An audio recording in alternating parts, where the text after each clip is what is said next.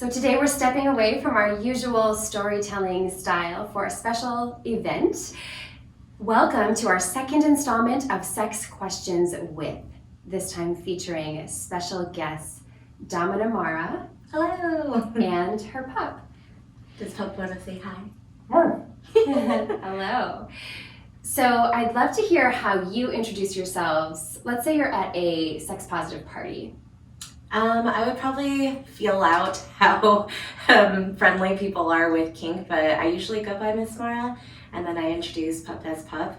However, if kink becomes an interest, then I let people know that I am a professional and lifestyle dominatrix. I love it. And you're a filmmaker as well. Yes, I am. Tell us about your films. What style? So they're very slow and sensual. They're very short format. I was featured in quite a few film festivals, internationally and domestically, and currently they are watchable on Pink Label TV. And that studio is hosting all of my current 5 films, and I actually have 2 more in the works, so look out for that. But yeah, it's been really fun collaborating with a bunch of different artists and other kinksters like throughout the nation, and yeah, it's really fun. I love it. So I'd love to hear about the dynamic that you two have. First of all, how did you meet, and when did you realize that you wanted to have this type of relationship? So we met at a thing called a munch, and in the kink world, it's kind of like you meet at a public space in a vanilla setting, so nobody's wearing anything crazy because we don't want to scare normal citizens. But basically, I went to a restaurant, and there was an outdoor patio, and we were seated at a 4-person table, but 1 chair was empty. I had 2 friends on the other side of me, and this one guy tried to keep pushing his business card onto me because he knew that I was a dominant. And so my friend across from me was like, "Hey, you want to take a walk?" And I was like, "Sure, that sounds great." And I had seen Pup out of the corner of my eye enter the scene basically, but he was just kind of standing there like observing people. And apparently he did have friends there too, but they were really deep in conversation, so he didn't want to interrupt them. And so my friend went up to him and was like, "Hey, you want to sit at our table to occupy that 4th seat?" And he said, "Sure." And we literally spent the whole night talking, and we ended up parking in the same direction and area away from everyone. So he walked me to my car, and things kind of went from there. And Pup, were you already identifying with the Pup kind of persona, dogsona, at that time? Like, did you meet in this kind of setup? In that situation, I was not really into a pet personality yet. It was actually very early on in my journey through the kinky world and dynamic, so I was still figuring things out, and it was very convenient to have met a professional early on to kind of get some good guidance from. I bet. So for folks who don't know what a dominant and pup dynamic could look like, I know there are different variations, but in a nutshell, what is that kind of relationship or that fetish or kink? So generally, it's classified under pet play. Most of the time, the dominant is kind of like the owner, where they will literally train their pets to be, what kind of pet they want them to be. And it's also based on the pet's personality, because, some dogs are like super obedient, so there's not a lot of training that has to happen except for like vocal or like visual commands, versus like really playful ones or really mischievous ones that do need disciplining and punishment, and that's kind of their thing as well. So there's a lot that goes throughout the entire gamut of them. And then there's, in my case, it's a little bit special because for Pup, he gets to speak. He doesn't usually, but for things like this, he gets to, and he gets to walk on as a biped.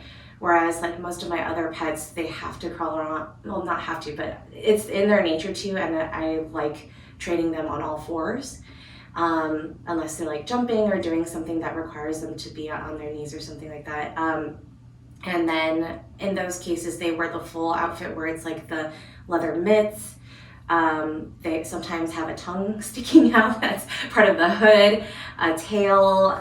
Tails are really huge because that's kind of like a really playful aspect of things. And then a leash and collar.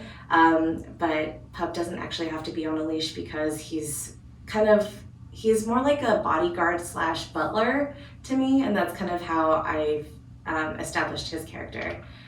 Yeah, because I've always wanted like a Doberman when I was younger, but I never got a chance to, experience pets because my mother was allergic. And so like in my Dom life, I can now like literally create the world that I want. And so that's kind of what I made for myself. And can this be both a sexual engagement and or not? Like I have encountered folks who are into pet play where no actual kind of sex happens. And I know that sometimes that is the turn on as well. What can you share about that? Yeah, so in my personal relationship with Pup, it's not sexual, it's all service oriented, and that's kind of where the butler part takes in. So he will drive me places, make sure like my camera equipment is set up properly, sometimes model and pose for me or be behind camera. And so he does a lot of those things to make sure that my life is like easier, but as well as, being a really great companion to like events and stuff like that. He's also,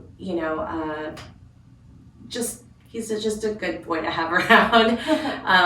But with the sexual thing, I think there's a lot of pets that, like there's pet days or pet competitions, and like pets get to meet each other. And so if they're not sexual with their owner, like they get to be sexual with each other and play like that, which I think is super adorable, especially if you are, let's say like two kittens, and they, get to pounce on each other or whatever, but then later on really enjoy each other in the bedroom too. That's like awesome. And obviously who doesn't want two kittens in the bedroom as well. So yeah. Pup, is there a common myth that comes up around pet play? That's a good question. I have one that could form as a question for you. Okay. Because one I heard is that some people think that if you have like a pet play interest as the pet or the person who is like the owner or dominant, that you're into like sex with animals, like actual animals. And that there's some sort of like, if I'm attracted to my pup, then I'm attracted to a dog, which as I understand it is completely not the case. I would disagree. I mean, I'm in the entire wide spectrum of sexuality. I'm sure there is some association somewhere for that, and that kind of reputation may influence other people's opinions. But for the most part, I think as far as pet play in general goes, it's more of like a personality and character trait where you're adopting the traits of an animal and then applying it to your own kind of perspectives, and that changes your actions based on your interpretation of it. That makes so much sense.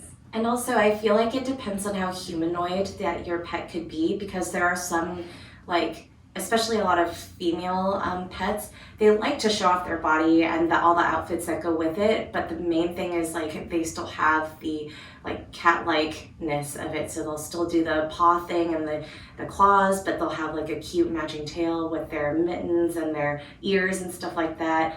And again, if they can talk, that kind of makes them more human too, rather than just meowing. So I feel like because there's such a wide range of how people can like interpret their characters, it really makes for a really big like way to play. Yeah. I love how much variety and play there is. Like, it's so playful. Yeah. Which is, I think it's really sad that we don't play as adults. Yeah, I think that's also why people get turned on by kinks like this, is because it allows them to be like, oh my gosh, I didn't know you could do that. Like, it's allowing each other to be, to give permission to each other and just make rules that we all can agree on our own terms. What do you recall learning about sex and sexuality when you were growing up? Because I came from a Catholic background, Roman Catholic, I went to a lot of private schools that had disciplining. So I was there during the age where, wooden rulers were still okay to be used on children. Luckily, I was one of kind of the good ones for the most part, but yeah, I think, we are really restricted by learning that appreciating our body is bad, that it's a sin, and all of that kind of stuff. However, I think growing up, I'm able to subvert that and make it to play into that as its own thing, as its own kink, especially those who come from an educational background. Like some of my earliest clients were principals and stuff like that, and people in power, and they wanted the brat schoolgirl to fail, but then turn the role around on them and punish them. And I was like, oh my gosh, this is so much more exciting. It is such a full circle thing. Yeah, I mean, literally turning the thing that fueled shame into this really sexy, empowering freedom. Yeah, and it's crazy because I guess I'm lucky too that in my roles, I was just Western schoolgirl. I didn't have to be the Asian schoolgirl, which is its own fetish. But in my case, it was pretty generic, and I didn't have to deal with compartmentalizing that, or telling some of my clients okay, but also that this is kind of racial profiling in a way, right? So there's that conversation to be had too, but I was one of the lucky ones. Oh my goodness. Pup, would you like to share anything about what you learned? Do you have any specific memories from growing up and learning something about sex? Well, in the same vein, I actually grew up in a very religious household as well. So it wasn't really on the table, and even the high school I went to was more, it was a religious type of high school, so most education regarding sex was biological and had nothing to do with your own personal desires and needs in a situation like that. So it was actually, a very lengthy process to kind of change that inside of me as well, and just accept that what I want is important, and then how I feel with other people is important to me, not just because someone else is telling me how I should feel about it. So. That must come up a lot in kink, I imagine. Yes. It's like a healing almost. Yes, because there's a lot of trauma that goes with that. It's a bunch of people telling you not to be yourself or not to explore yourself, and then you have to mentally and emotionally come away breaking that rule for yourself. Yes. Yeah. Oh, it's tough. wow. Yeah. So we're gonna play part of a version of a game. It's called You Don't Know My Life. It was created by Dennis Hensley, who's a wonderful colleague of mine. I've played the full game before on the show, and folks can go back and find that. In the actual game, it's fun. You write down your answers to these questions where you tell a story, and then everyone has to guess who said what. Oh. So I really recommend it. It's one of my favorite games. But I pulled a few questions out, and you know how, I can't remember what game this is, but you add in bed or during sex after every sentence. Oh. You know what I'm talking Yeah. about? It's like Mad Libs or something. Yeah. So some of the questions do tie into sexuality and relationships. Most of them don't. And so I added something sexy to some of the questions, which you can do. You can take the game and make it like an R or X rated type version of game if you want to. Add some stripping if you will. But today we're just going to go with a few of the questions. And I will start with one for us that we can all answer. So each question is on a card. And let's start with, how did you learn about the birds and the bees? Oh man, I think mine was in 4th to 5th grade, and that's early because I was actually living in Brazil at the time, and their science class was way ahead of anything that I've ever, like they were doing enzymes and like dissecting fish and frogs and like earthworms at that age, and I was like, oh my god, live animals I've never seen before. So for me, they were really quick on reproductive systems and like ecosystems and biology, and so I learned about the male and female organs then, and it was, I guess, less of a shock to me because I was like, oh, this is normal. That's what other kids are learning. So for me, it was like really quick. But then in the States, they, I think, introduced it to me while I was a freshman in high school. Like, that's when other people started talking about it and the actual act of sex. And I was like, wow, this is really late. Like, people are teenagers right now. And I was like 9 back then. So that's mine. That's better, I think, to learn sooner. And also, you didn't learn, I think one misperception about sex education is that people are going to learn like specific positions when they're a little child, and that's not what it is. It's actually learning the basics, like just age appropriate. I love that you learned earlier. Yeah, that's great. That's great. Pup, do you recall learning about the birds and the bees?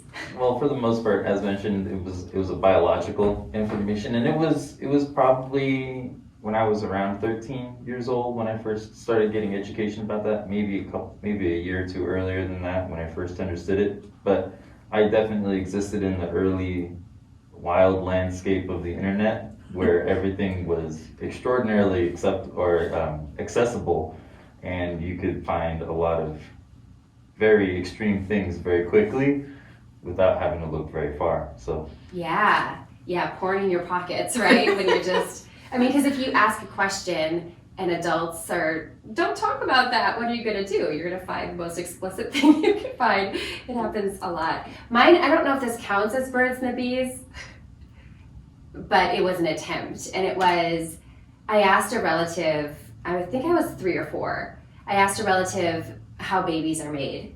And she said, when a couple loves one another, they pray about it, and God puts a baby in the tummy. And so I just accepted that as that's what happens.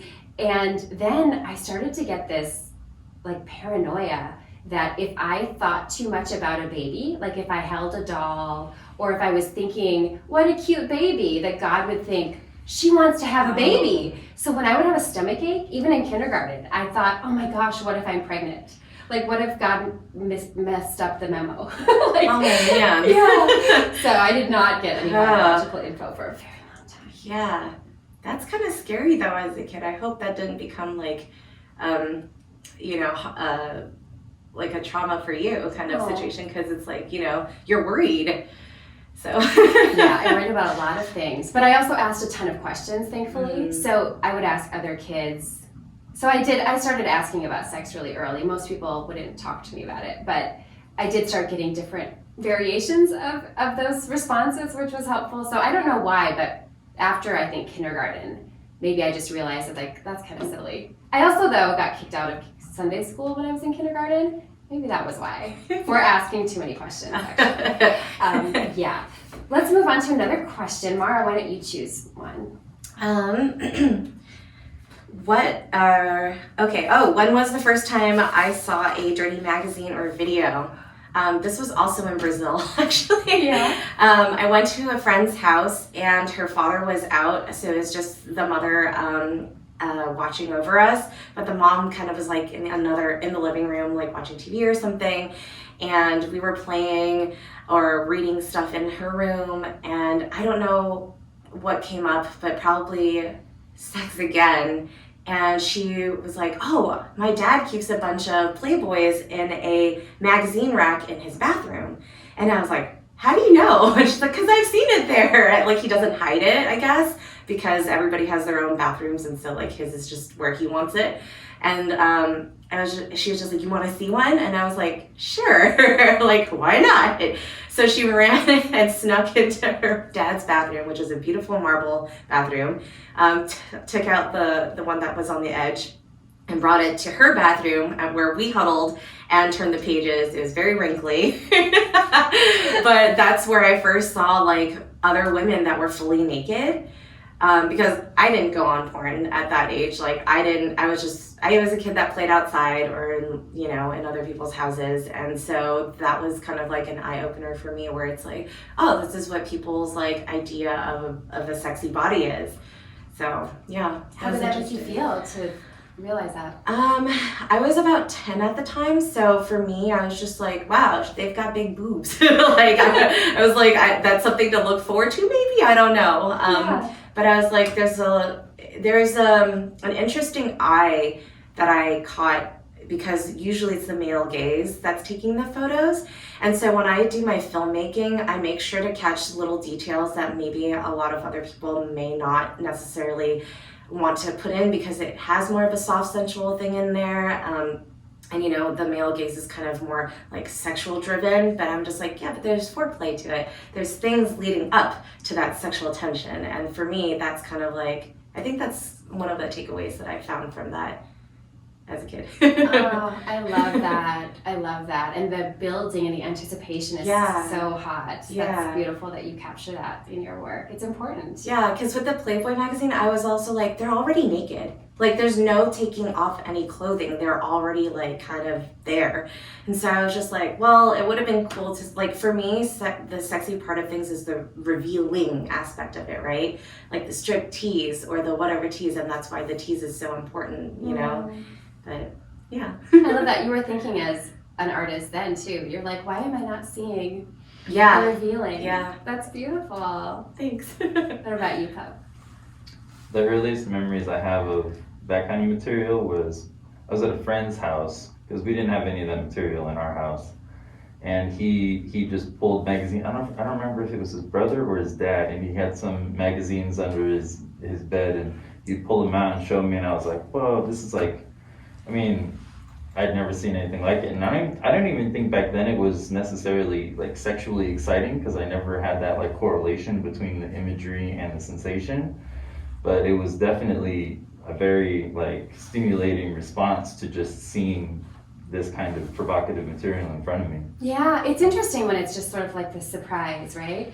Mine was a surprise too, and it was my first boyfriend this is a VHS tape, and I just hit play because I was just like seeing what's in the VCR, and I actually was horrified Oh, no. because I had learned everything bad about, the only thing I knew about porn, I mean, I don't even know if I heard the word porn very much. Like, it was just anything pornographic is like evil and bad, and if women are involved, they are being forced into it.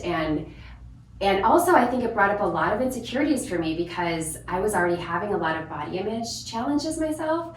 And so to think of my boyfriend being turned on by these other bodies who I thought were so superior to mine was devastating. And I remember I confronted him about it, and he was so apologetic. He actually thought it was bad too, that he was looking at these other women, and I think that was his religious upbringing and also what he had learned. And he said, well, you know, you've been traveling a lot, because I had started doing some work traveling when I was a teenager. And he said, and I miss you, and I get very turned on, so what am I supposed to do? And so we had kind of a sweet conversation about it, and we made our own tape. Oh. Which was a cool alternative, you know, it's like we found something that would be more comfortable, but it just is so interesting to me that, you know, I think so differently about adult films now, but I can still remember that tenderness, you know? That's a great way to really like compromise though, like that you actually thought of making your own tape, because that's kind of what people do with like media now because it's so instant. But instead of like, because the world on your phone is so accessible and you can just like instantly gratify yourself, the fact that you make time to like make something for your partner or like together, that's like, that's so sweet. I love that a lot. Oh, yay. It was nice. I haven't thought about that in a long time. That's what I love about questions that have you just kind of think about your own experiences, because it was so long ago, but you can just bring it back to the surface, and there's yeah, nostalgia. there was sweetness there. It wasn't Yeah. just the shame, so I appreciate that. Yay. Pup, would you like to pull a card and ask a question? Okay. Actually, you can read up here. Oh, perfect. I mean, I definitely have to say what the coolest sexual thing that we've gotten for free. Yeah? Go ahead. Well, for me, it would we call it the washing machine, and I think it's doesn't necessarily exactly tie into what she's gonna say. I think I know what hers is, but But she can definitely kind of elaborate a little more on both of these things. So these are both toys that I got sponsorships for my YouTube channel to review. And the washing machine was one of 3 different toys that is a male masturbator. And so you literally have different modes to choose from, vibrations, intensities, and stuff like that. And like for the longest time, I think, he's into edging. And so for those who don't know that, it's like, bringing yourself to almost climax, but then like stopping or like subduing that so that you could do that all over again. And this toy, when he used it for the first time, he didn't even last like 10 seconds because it was that intense, because it's a machine, right? So it's very like consistent, and it has like the inside is made out of like silicone particles that kind of are supposed to, the pattern of the actual how do you call it, like membrane is supposed to mimic what a vagina feels like. So it's very varied, but then it has like all these like knobs and nubs coming out, and then it just does these twisty, turning, sucking things. And so, yeah, that's his favorite. I'm trying to picture this. Does it look like a washing machine? Is that why? No, it just sounds like one, and it's like got the circular motor motion thing. And then you can actually take it apart because you put lube in it for ease and stuff like that. But afterwards, you can actually take it apart and just wash the silicone part so the motor doesn't get damaged.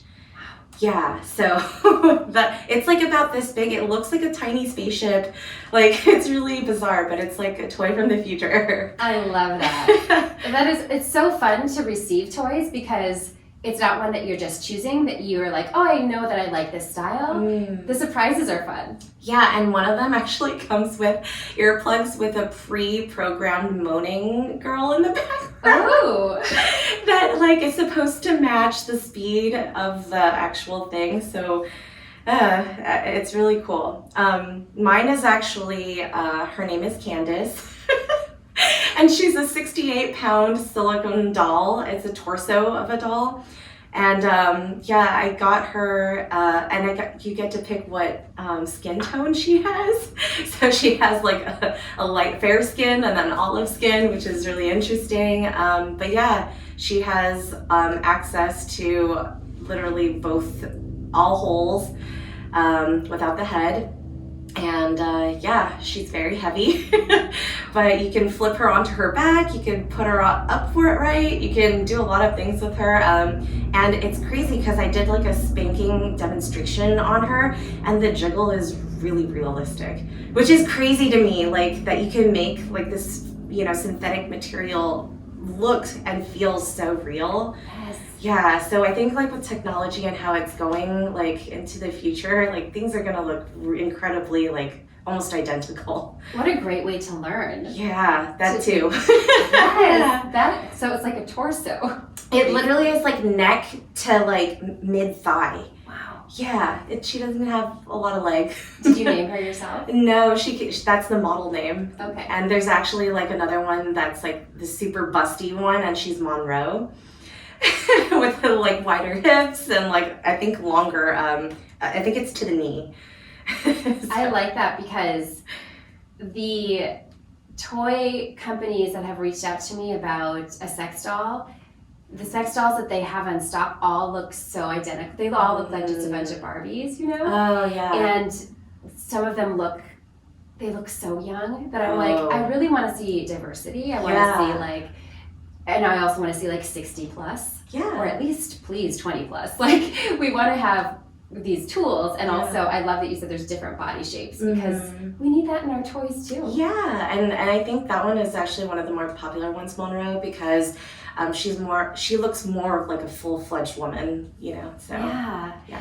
I think my favorite was this vibrator called the Afterglow.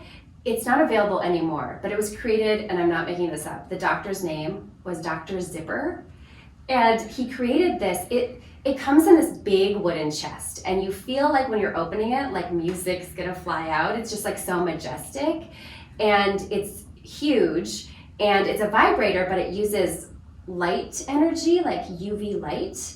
It's supposed to do something therapeutic to your tissues inside your body. So I don't know exactly what the health benefits were. I just know that these programs with different vibrations lasted so long that it made me kind of edge. You know what I mean? Like where it just slowed, not edging, I guess. It just really slowed the arousal down, which is kind of aggravating and totally exciting. Like edging. Yeah, no, Right? it totally is. Because Yeah. you're just like, please, can I? And it's like, nope, we're going to slow back down and we're going to go this way and we're going to put some light in your armpits or whatever. And I was just like, please. It just kept going and going and going. It was incredible. It's like a $300 vibrator, I think.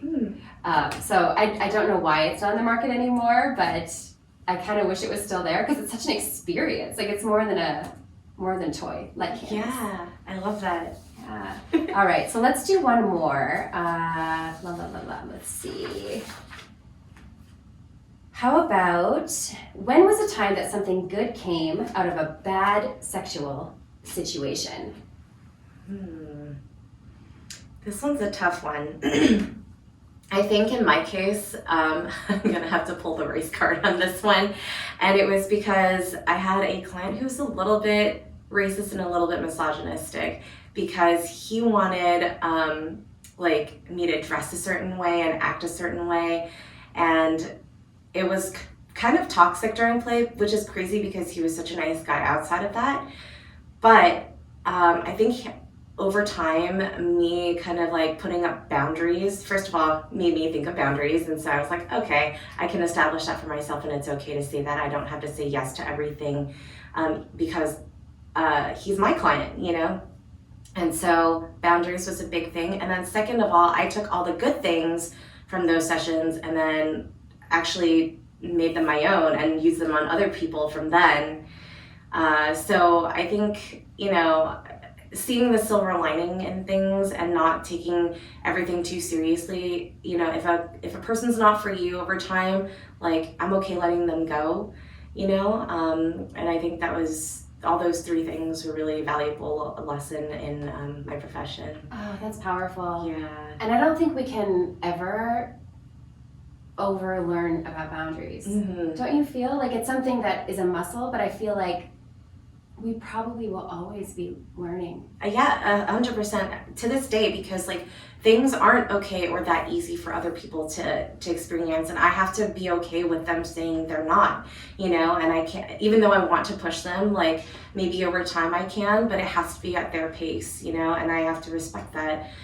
There were times when I was younger where I really wanted it now and I wanted them to like go the distance like now, and like that would hurt them, and then I would see the damage later and be like, okay, yeah, no, that wasn't good on me, like bad me. But it's something that I think you have to kind of experience yourself too, because like there's only so much theory that you can have in your head, and then you know the relationships you have with other people and like caring about them too, that really helps with the motivation of that. Oh, so true. Thank you for sharing that. Yeah, of course.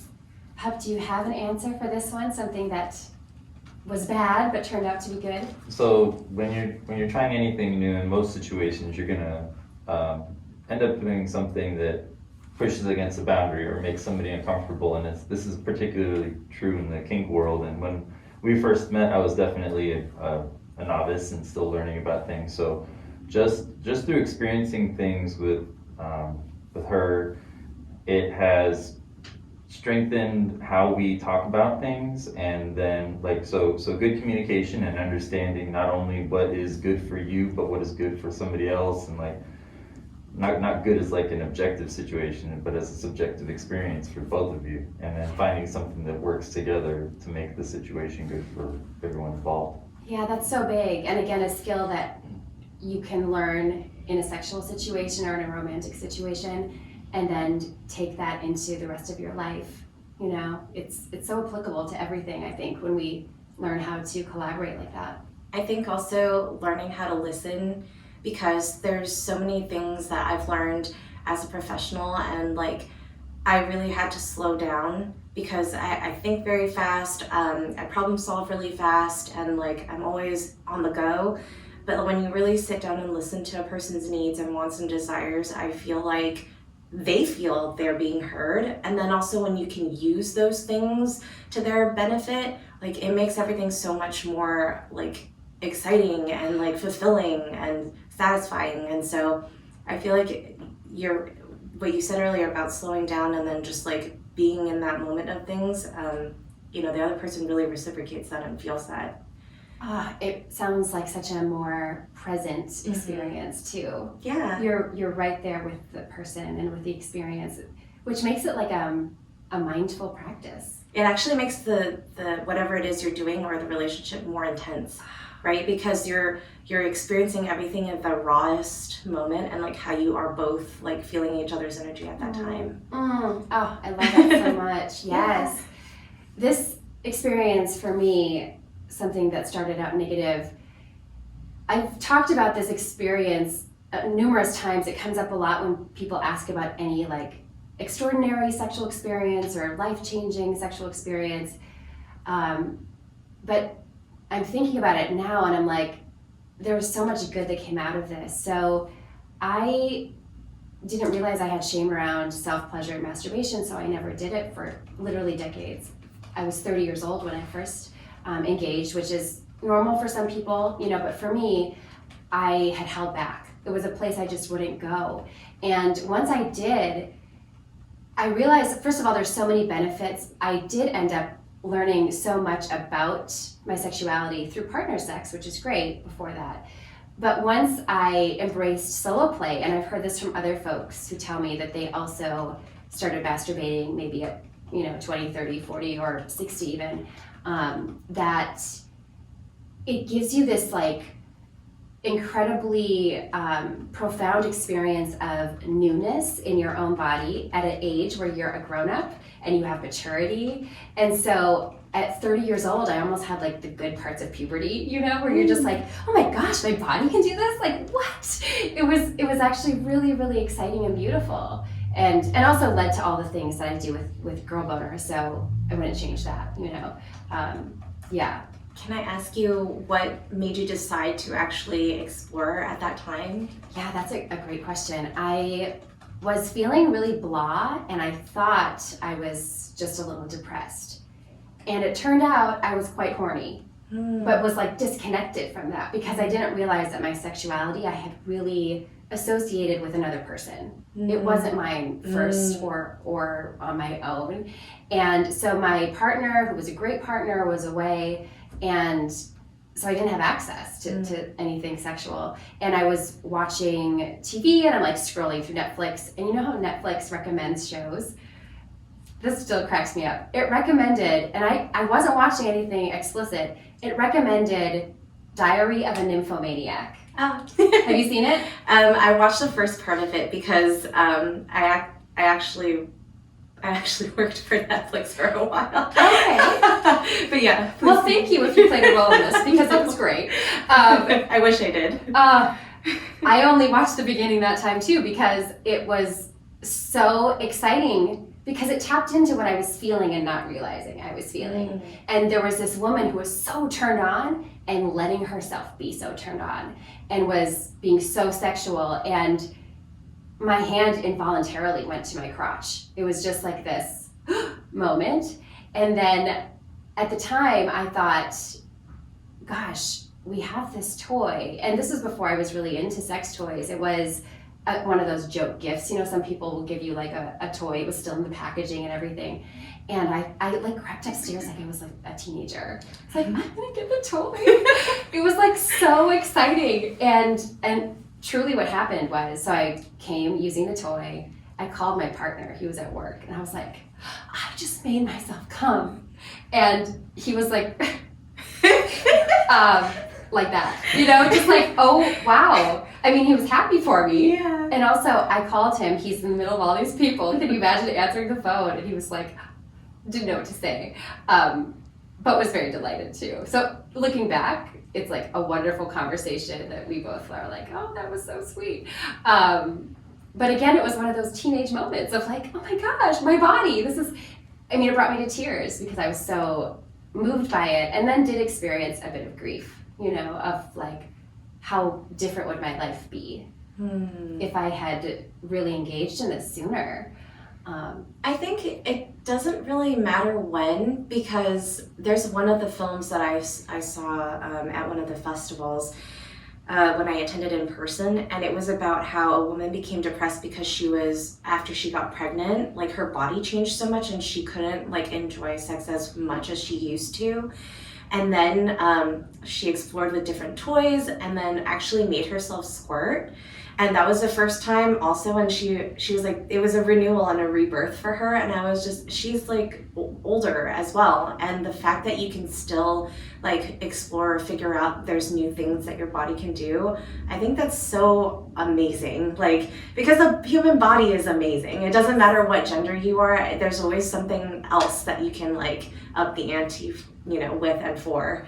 Yes, oh, I love that. And I used to call myself a late bloomer, and I have stopped because there's some shame in that. Yeah, and like, who's to say that you're supposed to bloom now? Like, you know, bloom whenever you want to bloom, and then sometimes you bloom multiple times. Like, it doesn't. And in different ways, yeah. right? Like, maybe that's why I had orgasmic sex with partners that I have friends who were like, that was the harder part for me with orgasm. Like, who knows? Yeah. You know, like right. we're all on these blossoming journeys. Hopefully we're always blooming like Yeah. our whole lives. Yeah.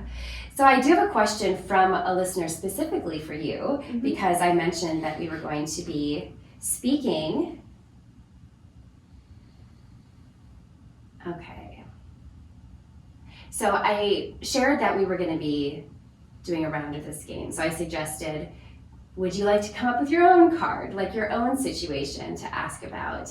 And here's what the person wrote. They actually shared a little story themselves. Describe a situation, event, or time with a past partner that you clearly misunderstood or misinterpreted at the time simply because you were naive or young, innocent, sheltered, etc., that you cringe or are embarrassed thinking about today as a more enlightened or experienced individual. And so they shared this example.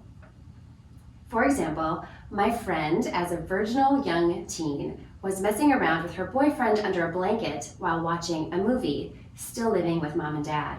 Her boyfriend got super excited and came all over his stomach. She did not realize this at all. He asked her for paper towels. She came back with a single tissue, thinking he needed to blow his nose. He asked for paper towels, napkin again, and she still did not know why, even though he was trying to hint about the mess. This was his first time orgasming in front of anyone, so he was really embarrassed. A little touch handy set him off, so he couldn't voice it. She eventually brought paper towels because he told her he spilled soda. I told her the next day what probably happened, and she was mortified. She asked him later, and he confessed. This was 1993 or 94. Thank God, no phones then. There's like such a sweet innocence about that. I can imagine being the person who's like, oh, do you just need a little tissue? Here you go. Yeah. Yeah. Oh my goodness. Oh man, okay. I think, so I've only been with 2 partners, which is crazy because that's, well, receiving penetration. In my profession / lifestyle, there's been a lot more of me penetrating. And so I think the first time that kind of happened, I started out with little toys, so like tiny butt plugs. I always start out with my fingers that are gloved just to, you know, warm the person up. But the butt plug got stuck inside the person because they relaxed too much. And then I miscalculated that they were not going to be able to hold the smallest one. And so they were really calm about it because I was calm-ish. I pretended to be calm, but inside I was just like, oh my gosh, what if it really does get stuck? They're like, do I need to call the ambulance? And I was like, no, I got it. They're like, do I need to poop it out? I was like, no, I got it. And eventually I did. But they had to spend a couple of minutes in the shower kind of just like calming themselves, and I told them, I was like, look, I know that was like not expected of the scene. I know we kind of had to do other things, but now I know where you are experience-wise with these toys, and you don't need that small one anymore. And so I kind of had to tell it like that, but it was kind of embarrassing for me because it had never happened before.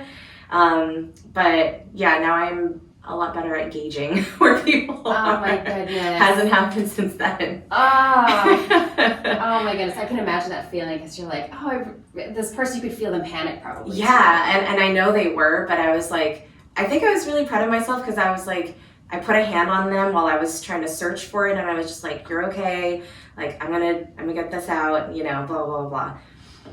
But I think it could be triggering for them too because it was an ex who bought them that jeweled toy, and they wanted to use it because they thought it was really beautiful but didn't have the like strength to do it with their ex at the time.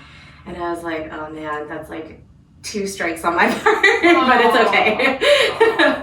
I got it out. And also well intended, and you were able to help them through, so that's so good. Did it not have like a base on it? It did. It had a jewel on the base, but that literally, I think what happened is that instead of pulling it out directly, like it came out at an angle, and then the angle helped push the whole thing through when they contracted. And then when you're tense, I had an experience with a yoni egg, and it was inside me, and then I was like, it's not coming out.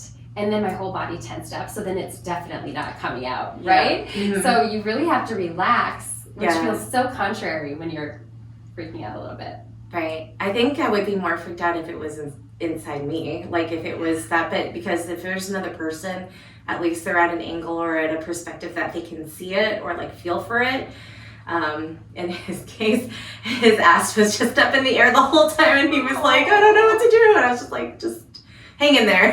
Oh my gosh, the pitfalls of work. Yeah, but it never happened again because I learned my lesson from that one. Yeah, that's the important thing. Yeah. Everyone was okay. Yeah, no ambulance was needed. Moved right on. Because sometimes they are, right? Yeah. A lot of folks do end up in the emergency room. Well, they also put really interesting things up themselves. That's true. But yeah, That are not supposed to be there. Yeah, right. But yeah, lucky that he was a repeat partner. And that you were there, wasn't Yes. it? You know, Yeah, I yeah. think it would be much scarier. He had a professional there who's like, can calm the person down and help. And thank goodness that turned out okay. Yeah. In the end. Yeah. Out of his end. Yes. I know that question was for you, Mara, but anything to add, Pat? I don't really have anything that was embarrassing necessarily from me. So. Oh, you should tell them though your first squirting experience though. Not you squirting, but making somebody else squirt. I mean, it was definitely unexpected. We weren't sure that situation could happen. So it was definitely manual stimulation and just kind of, aggressive is the wrong word. It was definitely an intense situation where there was just a lot of stimulation internally. I mean, I had seen videos and like strange things on the internet that just kind of like tell you that if you do things certain ways, it could do that. But it's definitely a group activity. That person needs to be relaxed and okay with their body releasing, because you can, from what I've been told is you feel a pressure and like a liquid that's getting ready to come out, and you're like, so you need to be willing to have that happen as well. And it was definitely like a surprise, and also like a personal accomplishment to be like, oh, okay, cool, I can do this, and they can do this, and we can make this happen whenever we want now. So. But that lucky girl got to experience that 56 times in a row. Her first time as well. I love that wasn't even. I know. I was going to say that. I bring that up, and it's usually me who brings it up, and I've been told like maybe you should. I don't know. It's just a situation. Well, because there's times where it's like nice to flex about it, but I think in this case, for this specific question, it's kind of like, I think from what he's told me, like the girl also probably didn't realize that she could squirt, and so she might have thought that she might have peed on herself. But then it just kept coming and coming out, and literally. Literally. Well, I don't know. Did she come all those times? I think it was just more like ejaculation. I think it was like 10 or 11 orgasms mixed in. Yeah. But it was a lot of. It was like 4 or 5 hours. I think we were just having. It was a very long session of not even just like penetrative sex. It was just. It was experimentation Yeah. because were you using these two or these two? Middle two fingers. These two, yeah. Usually it's like, I've seen a tutorial on Pornhub where this guy is telling the viewers how to do it, and he has this lady in this like doctor's seat, almost like a gynecologist chair and position, and like she hasn't squirt before, or maybe she did once, and then as a demonstration to make sure that she can, and he was just like, yeah, just lightly do this, and then he was like, can I do that on you? And the girl was like, yeah, sure, and then that just kept going. It sounds almost like there had been maybe the potential to squirt in the past, and it was like, now I'm really letting loose, Yeah. like once the dam broke. Yeah, exactly. And it's kind of crazy how much women can like do that. It's really intense. You literally have to put sheets down because it just literally gets everywhere. Yeah. More so than I think giving birth, but I haven't had personal experience with that, so Yeah. And more pleasurable. Usually. way more. Yes, exactly. So I'd love to hear some advice from both of you. Something related to sex or pleasure. Anything that comes to mind that you think that listeners could walk away with? Well, before we got in this room to record, I think we had a really awesome conversation about how like being able to give permission to yourself and allow yourself to like explore different interests, even if you don't stay with those interests forever.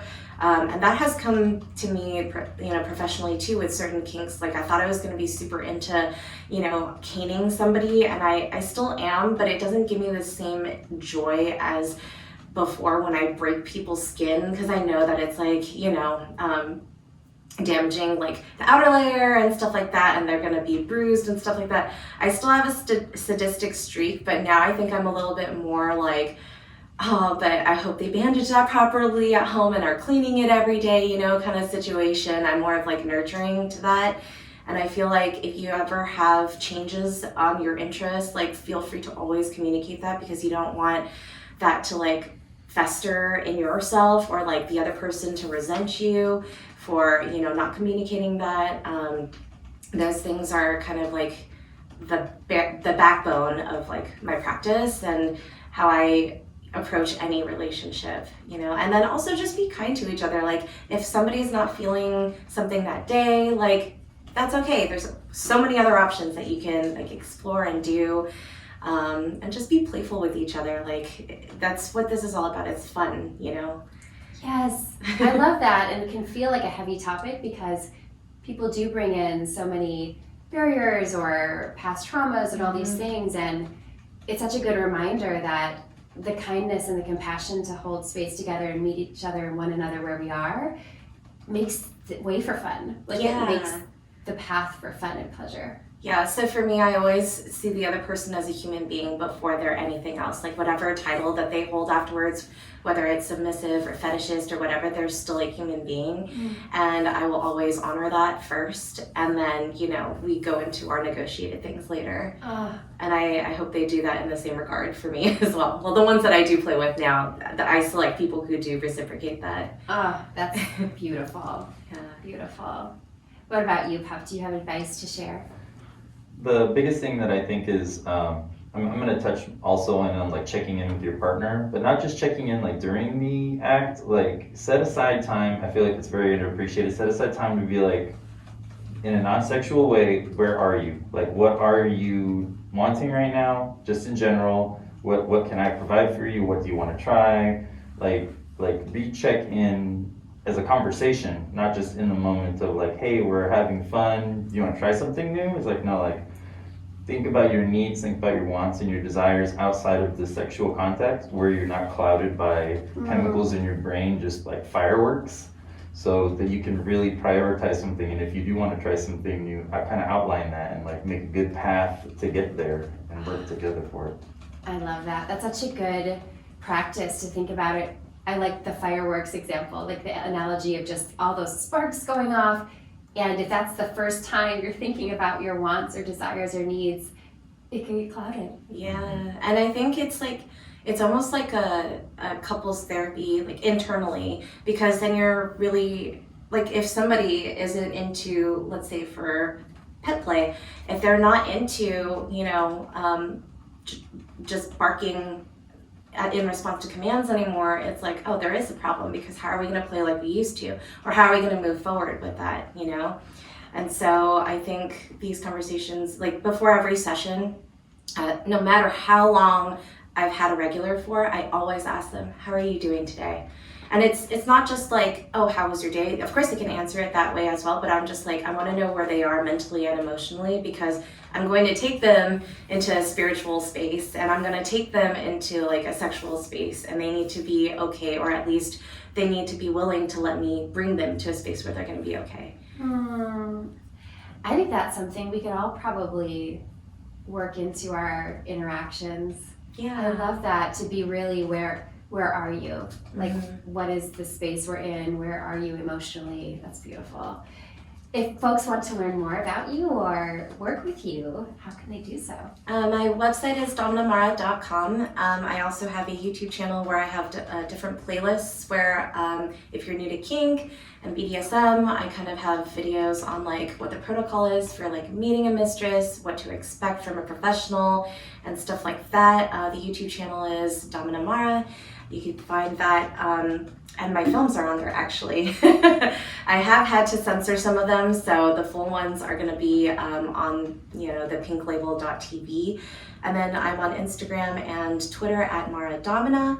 And I also have a jewelry collection at keepitkinky.us for fun stuff. There's like shoe pendants and like, other dominant and submissive, I guess, titles on the necklaces and stuff like that. I love that. I'm wearing my Crave 5 necklace. I was gonna ask about it. I have the silver one. They're the best. Yeah. I love my Vesper.